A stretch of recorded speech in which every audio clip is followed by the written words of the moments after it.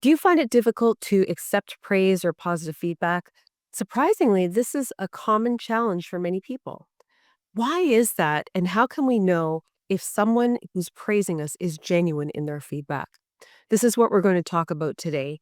And it's an important thing to talk about because your ability to give and receive positive feedback is important in creating a culture around you so others feel that it's okay for them to do the same. My name is Dr. Nina Ahuja. My mission is to empower you with tools and strategies to help you respond instead of react to situations so that you can create cultures and climates around you where people feel valued, seen, heard, and respected. In previous videos, I've talked about giving and receiving negative feedback. That is challenging. We know that. There is a level of discomfort that most of us have with being in conflict with other people. Receiving positive feedback, on the other hand, is also challenging, and that can be surprising because who doesn't like to hear that their hair is looking good that day? Or who doesn't like to hear that they've done a great job? And yet, sometimes that can be very hard to receive.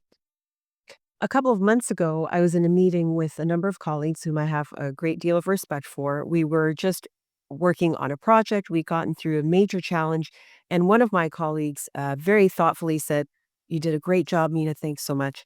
Um, we really appreciate how you did XYZ." At the moment, I suddenly felt myself feeling nervous, and I surprisingly chuckled a little bit and changed the topic. And I said, "Oh, thank you very much," and moved on. I thought about it after, though, and I thought that was not a gracious response at all. This person who I respect and I knew was being genuine in his feedback was receiving a message from me that was potentially received as dismissive, which was furthest from my intention. So it got me wondering, why did I respond that way? That's typically not my response. Why did I react instead of respond when I work so hard towards responding instead of reacting?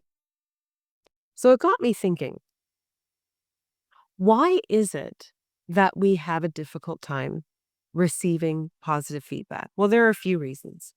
One is emotional imprints. If you've ever been in an experience where you've received feedback, which was positive, either in private, but usually more in public, and you found that your social group isolated you, or they moved away, or they dismissed the issue altogether, they couldn't acknowledge it yourself. That forms an emotional memory that stays with you. And reflecting back on my own experience, that happened to me often when I was younger. When I was a child, I did well in various areas. And as I progressed through school, there were times where I was acknowledged publicly, not just in school, but in other activities as well. And I felt as though I was isolated or not included, and I felt somewhat different. Was that being triggered that day when I received positive feedback from my colleague? I'm not sure. It may very well have been. It was very kind feedback, but I still am not clear why that happened. But that is a possibility given my history and my emotional imprints from before. Another reason is sometimes it's the upbringing. Many times in many cultures and families, you're told that humility is extremely important. I was raised with that value. Now, that didn't mean that I was supposed to be quiet and not acknowledge what I accomplished and what I did and what I achieved. That was very much celebrated in my home as well. In my family, my parents and family were very supportive and very encouraging that way. But there was the underlying theme to be humble, though. And I agree with that principle because everybody has value and everybody has perspectives that should be considered. You need to be careful, though, that you don't make yourself invisible if you integrate that in everything that you do and how you relate to the world. So, was there an element of that that came into play that day? I don't know, maybe. I feel I have a balanced approach to it, but subconsciously, who knows what was being triggered again, in combination with the emotional imprint potentially. The third thing is expectations. Sometimes, if we're praised publicly, we feel as though people have more expectations, or we develop more expectations within ourselves where we think, okay, I was able to accomplish this and contribute this. Now I want to do all the more.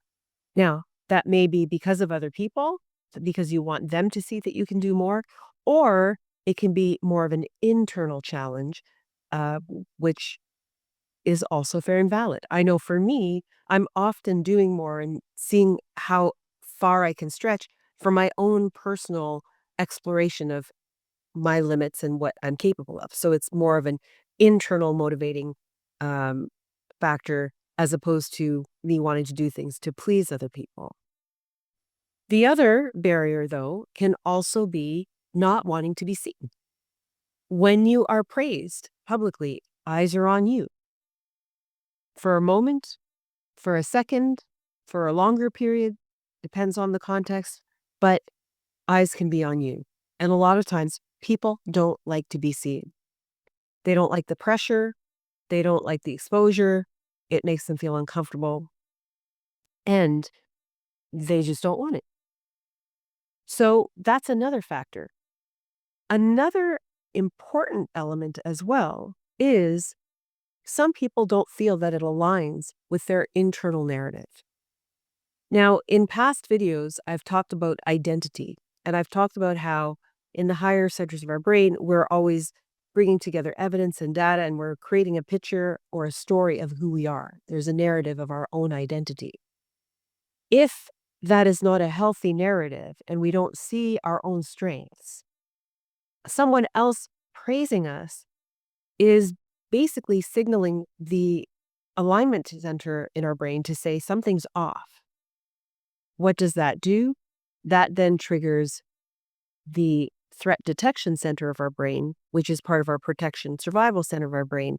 And we get this feeling of discomfort and wanting to move or act, fight or flee. That's the part of the brain that is responsible for keeping us safe and protected, as I said.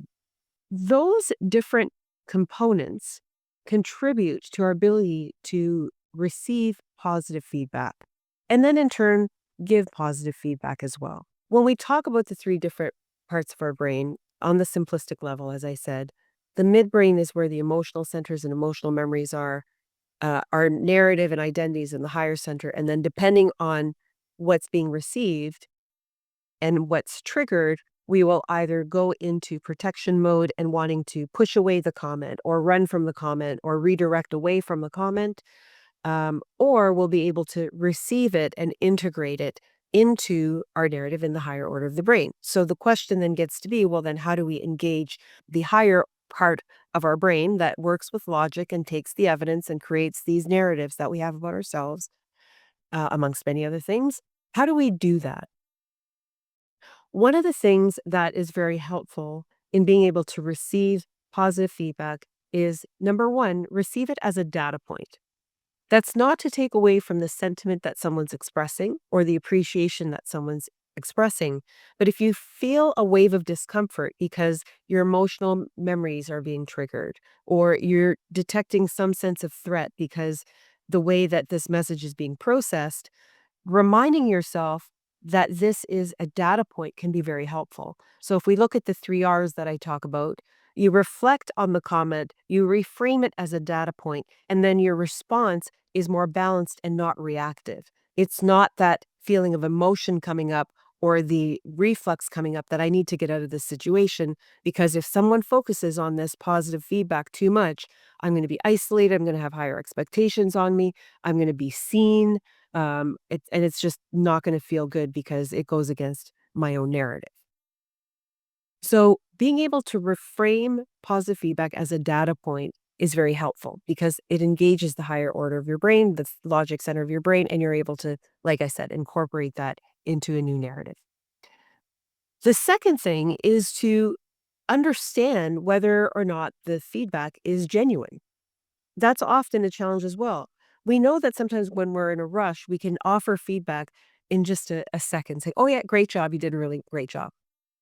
Did you really? Like, does that really resonate? And can you receive it as positive feedback when it's an overview statement like that? In a rush and in a moment, We may say that as leaders to other people, or other leaders or colleagues and friends may say that to us just to give us some quick reassurance. But if you really want to know if feedback is positive, there are a couple of things to consider. One is alignment of the message.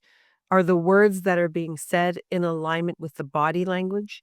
Is there eye contact? Is the tone positive? Is the body language open and wanting to connect? And the second thing is to consider the level of detail. If it is an overview statement that is being provided and the context isn't one where you're in a rush and you just want to give somebody a great idea and you need to move on, if there is time for the feedback and it is specific, they have considered the information, they have thought it through, and they are offering you a perspective that is based in what they really think. So that alignment in the messaging and delivery of the message and level of detail, those are markers that you can use to understand if the feedback being provided is genuine. If you enjoyed this content and feel it would be helpful for others, please share and also check out the videos on giving and receiving negative feedback. That'll help round out the conversation. Thank you for taking the time to spend with me today.